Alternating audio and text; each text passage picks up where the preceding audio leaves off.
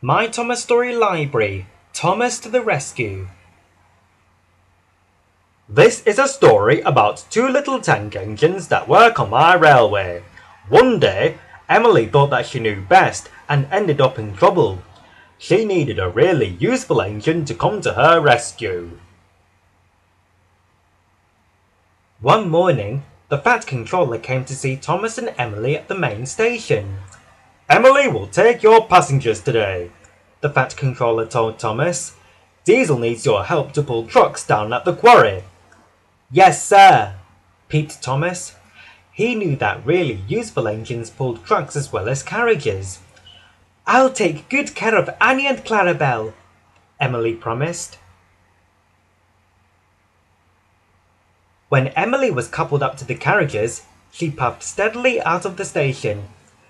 Engines shouldn't go too fast, she said bossily when she saw Gordon and Percy. My journey will be slow and steady. Slow and steady? Scoffed Gordon. That's why little tank engines don't pull the express.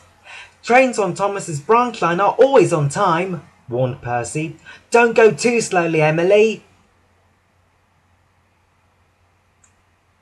Later that morning, Thomas was on his way to the quarry when he saw Emily. She was running very late. Hurry up, Emily! Really useful engines are always on time, Thomas whistled crossly. Take the line to Wellsworth, then go up Gordon's Hill until you reach Marin Station. That's the last stop. And he steamed away, his axles tingling. But Emily didn't listen. She thought that she knew best. I'll take a shortcut, she wished. Emily puffed on in her slow and steady way, but the shortcut took her to Tidmouth Sheds instead of Wellsworth. We're ever so late! We're ever so late! Sang Annie and Clarabelle. Just then, Oliver chuffed by. What are you doing here, Emily? Thomas's trains are never late, he said. Emily was too proud to ask Oliver the way, so she steamed off again, not knowing where she was going. By the time Thomas puffed into Marin Station to take his carriages home, the sun was setting in the sky. Emily hasn't arrived, the Fat Controller boomed. Cinders and ashes, Thomas exclaimed. She must have got lost. Thomas knew what he had to do. He set off to find Emily as fast as his wheels could carry him.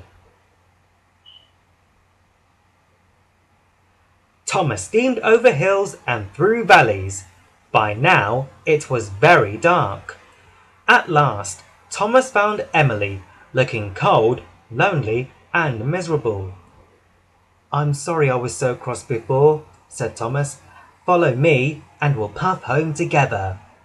This time, Emily did just as she was told.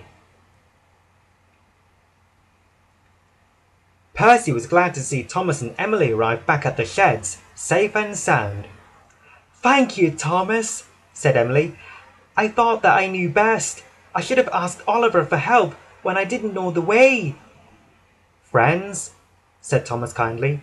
Firm friends, Emily smiled. And the two tank engines puffed into the sheds and were soon fast asleep.